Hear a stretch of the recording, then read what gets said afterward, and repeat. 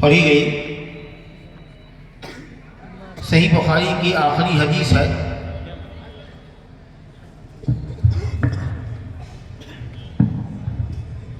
اور اس پر جو باب امام بخاری رحمۃ اللہ علیہ نے قائم کیا ہے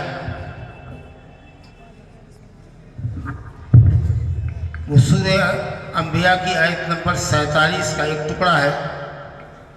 اس کو عنوان بنایا ہے وَنَضَعُ الْمَوَازِينَ الْقِسْطَ لِيَوْمِ الْقِيَامَةِ فَلَا تُظْلَمُ نَفْسٌ شَيْئًا وَإِنْ كَانَ مِثْقَالَ حَبَّةٍ مِّنْ خَرْدَلٍ أَتَيْنَا بِهَا وَكَفَىٰ بِنَا حَاسِبِينَ. کہ ہم انصاف کا ترازو قیامت کے دن حاضر کریں گے. گویا ایمان بالمیزان کو ثابت کرنا ہے اور یہ اہل سنت والجماعت کا متفق علیہ عقیدہ ہے کہ اللہ رب العالمین عدل و انصاف کا ترازو حاضر کرے گا. میزان کا اثبات ثابت کرنا مقصود ہے جس کا انکار معتزلہ نے کیا ہے.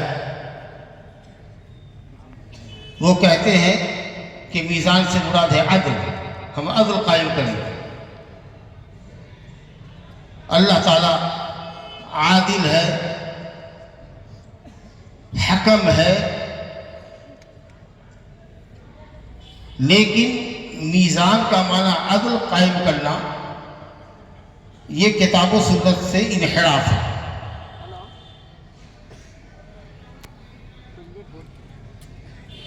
اس لیے امام بخاری رحمۃ اللہ علیہ نے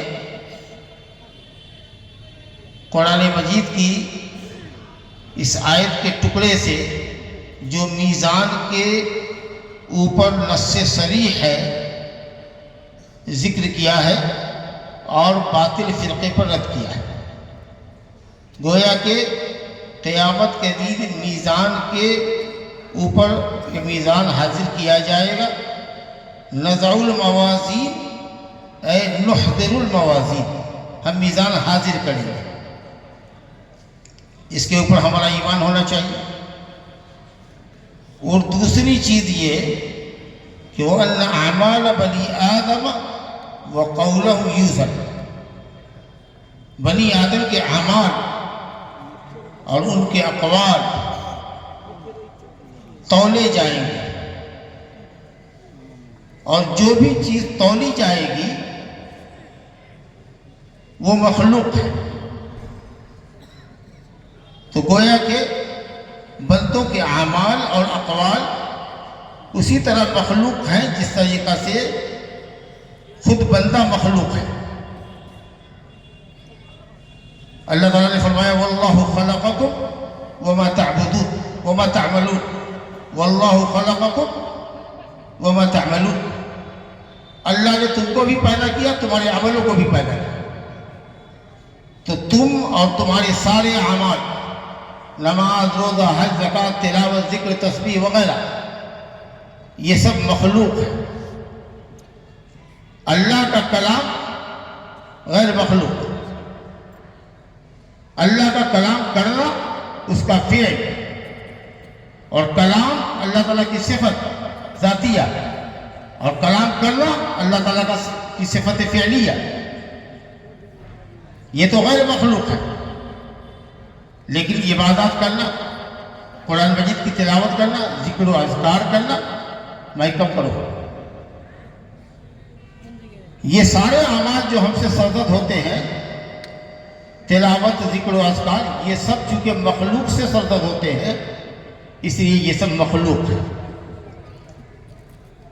جبکہ معتزلہ جو تقدیر الہی کے منکر ہیں، تقدیر کے باب میں منکر قدر ہیں، اور اسماء و صفات کے باب میں معطلہ ہیں، اللہ تعالیٰ کے اسماء و صفات کا انکار کرنے والے ہیں.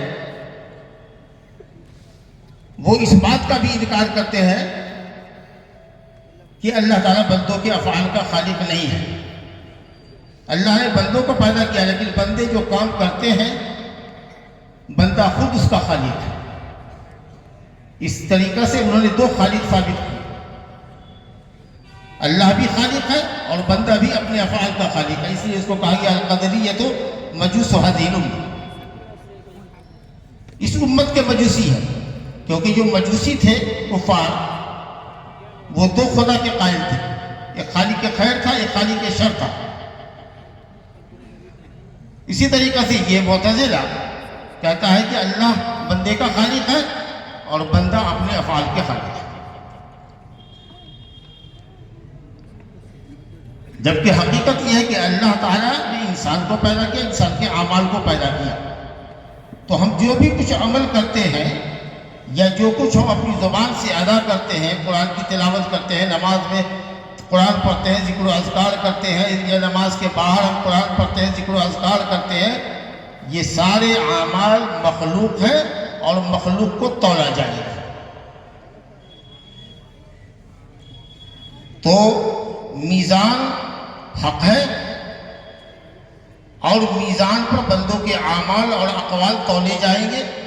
گویا قول بھی ایک عمل ہے، قول بھی ایک عمل ہے جو ہم جیسا کہ ذکر کیا گیا ہے کہ تولے جائیں گے۔ جو بھی چیز تولی جائے گی وہ عمل ہے اور وہ مخلوق ہے۔ آپ نے سمجھ لیا کہ دونوں ہی جملے میں معتزلے پر امام بخاری رحمۃ اللہ علیہ نے رد کیا۔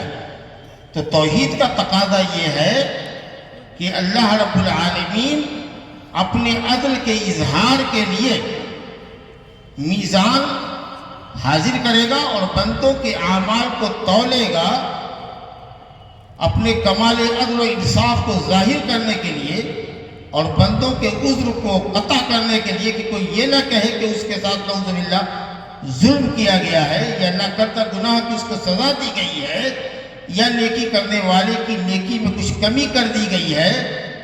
اس کو دیکھ لو اپنی نظر سے تاکہ اللہ کے خلاف کوئی حجت، کوئی عذر تمہارے لیے باقی نہ رہے۔ اس کے لیے اللہ رب العالمین میزان حاضر کرے گا۔ میزان عدل نہیں، میزان لائے گا جس کے دو کفے ہوں گے، دو پلڑے ہوں گے۔ اب پلڑے کی دلیل کہاں سے لائے؟ حدیث سے۔ حدیث بطاقہ یاد کیجئے، یصاح برجل من امتی علی رؤوس الخلائق، تمام اولین و آخرین کی موجودگی میں میری امت کے ایک شخص کو پکارا جائے گا جس کے 99 دفتر، لہو 99 سجلا کل سجل مد البصر، 99 گناہوں کے دفتر ہوں گے، ہر دفتر حد نگاہ تک بڑا اور موٹا ہوگا، لایا جائے گا جس کو ایک پلڑے میں رکھا جائے گا۔ توضع السجلات فی کفہ، اور حدیث اختصار کے ساتھ بیان کر رہے ہیں، اور اس کے لیے ایک نیکی ہوگی شہادت اللہ الہ الا اللہ کی، جو ایک چٹ پہ ہوگی بطاقہ میں، اس کو حدیث بطاقہ بھی کہتے ہیں، اس کو ایک پلڑے میں رکھا جائے گا۔ معلوم ہوا کہ دو پلڑے ہیں ترازو کے، یہیں سے دو پلڑے کا ثبوت ملا۔ فتاشت السجلات، وہ جو 99 دفتر والا پلڑا ہوگا وہ ہلکا ہو کر کے اٹھ جائے گا، کیونکہ بھاری پلڑا جو ہوتا ہے وہ جھکا رہتا ہے۔ لیکن کچھ لوگوں نے کہا کہ پلڑے بھی دو ہوں گے اور زبان بھی اس کو دی جائے گی، لیکن یہ صرف قول ہے ابن عباس رضی اللہ عنہ کا اور حسن بصری کا، کوئی حدیث نہیں ہے، اس میں مرفوع صحیح حدیث نہیں ہے کہ اس ترازو کو زبان بھی ملے گی۔ صحیح حدیث یہ ہے کہ ترازو کے دو پلڑے ہوں گے، تو وہ حقیقی میزان ہوگا، وہ حقیقی میزان۔ اور میزان کیوں لایا جائے گا؟ کہ اس پر نیکی اور بدی تولی جائے، اعمال اور اقوال تولے جائے۔ تو گویا کہ اصل میں تولے کیا جائیں گے اعمال، لیکن یہ جو حدیث بطاقہ ہے یہ بتا رہی ہے کہ دفتروں کو تولا جائے گا، نیکی کے چٹ کو اور 99 گناہوں کے دفتر کو۔ تو کچھ علماء نے کہا کہ اعمال کے جو دفتر ہوں گے، چاہے وہ نیکی کے ہو یا بدی کے ہو، وہ تولی جائے گی، ایک پلے پر نیکی اور ایک پلے پر بدی کا رکھا جائے گا۔ کتنا بڑا ترازو ہوگا کہ آپ یہ کہہ سکتے ہیں کہ انسان نے کتنی نیکی کی ہوگی، اس ترازو کے پلڑے کا اندازہ صرف اللہ تعالیٰ ہی کر سکتا ہے۔ مستدرک حاکم میں حضرت سلمان فارسی رضی اللہ عنہ سے موقوفاً روایت ہے، صحیح ہے، موقوف ہے، مرفوع حدیث کی طرف ضعیف ہے کہ ساتوں آسمان اور زمین کو اگر ایک پلڑے میں رکھ لیا جائے تو اس ترازو کا پلڑا کافی ہوگا. اللہ اتنا بڑا پلڑا ہوگا، لا يقدر قدرہ الا اللہ، اس کا اندازہ تو صرف اللہ ہی کر سکتا ہے. بہرحال دو پلڑے ہوں گے تو حقیقت میں ترازو ہوگی اور اس پر اعمال تولے جائیں گے. اب وہی بات پرانے زمانے کی کہ اعمال تو مانوی چیز ہے، نماز پڑھا ختم، روزہ رکھا ختم، تلاوت کیا ختم، تو تولا کیا جائے گا. تو کسی زمانے میں یہ بات سمجھ میں نہیں آتی تھی. فلسفی حضرات اپنی شگافیوں سے اہل سنت پر اعتراض کرتے تھے، ارے بھئی اللہ ہر چیز پر قادر ہے. اب آج تو ہواؤں کو ناپ رہے ہیں، حرارت اور بذورت کو تول رہے ہیں، سب چیز تولی جا رہی ہے.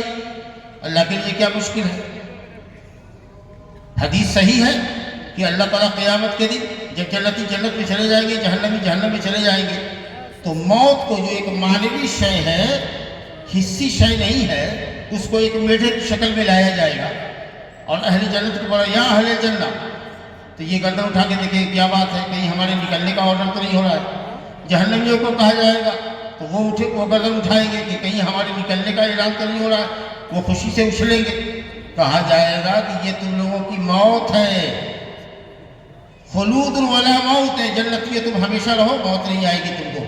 اور اے جہنمیے تم بھی جہنم میں ہمیشہ رہو، تمہیں کبھی موت نہیں آئے گی. یہ کفار کے لیے ہے. تو اب یہ موت کو دیکھ کے اللہ میڈے کی شکل میں لا رہا ہے، تو ہمارے اعمال کو اللہ تعالیٰ جسم کی شکل دے دے گا اور اس کو تول دے گا. گناہوں کو جسم کی شکل دے دے گا، اس کو تول دے گا. اب کچھ لوگوں نے یہ کہا حدیث کی روشنی میں کہ عمل کرنے والے تولے جائیں، یہ بھی صحیح ہے، لیکن یہ عام طریقے سے نہیں ہوگا. اہل علم نے کہا ہے کہ کسی کو اللہ چاہے گا تو تول دے. جیسے حضرت ابن مسعود کی پنڈلیوں کے متعلق مثال فرمایا تھا، انہما لاثقل فی المیزان من احد، احد پہاڑ سے زیادہ یہ دو پنڈلی، پتلی پنڈلیاں جن کی خفت اور رقت اور جس کے پتلے پن کے اوپر تم ہنس رہے ہو، یہ قیامت کے دن میزان عمل میں احد پہاڑ سے بھاری. اور کافر کے تعلق سے بھی فرمایا